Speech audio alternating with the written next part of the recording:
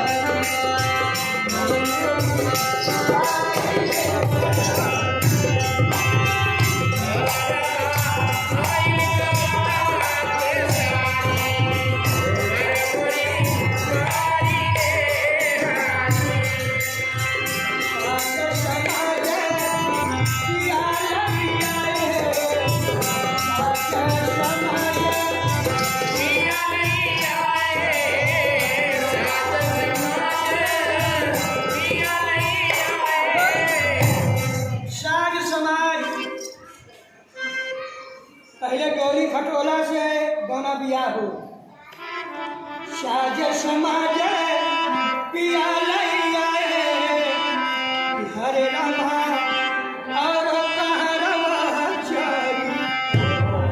हे भगवान ये डोली में कैसे हल्दी है हरे रामा और कहरवा चली तुम्हारी मोरी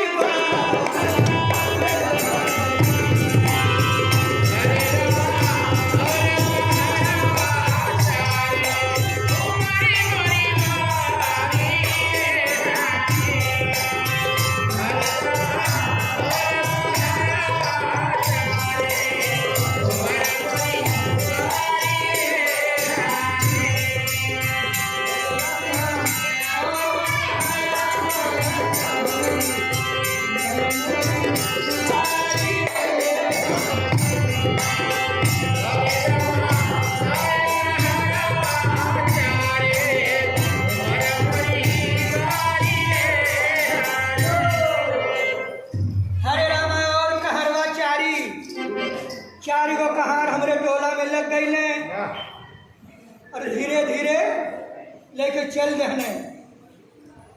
लेकिन देखें सखिया सहेली मिली अरे डोलवा सजावे सखिया सहेली मिली अरे डोलवा सजावे हरे रामा कैसे कैसे हो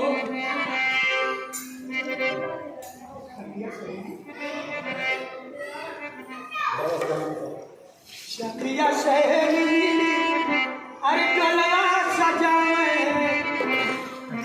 अब हम डोला में बैठे जाते जितना जने परीक्षा में भी रहिए बिल्कुल टोंगे का खियावे खातिर दे हरे रामा हरे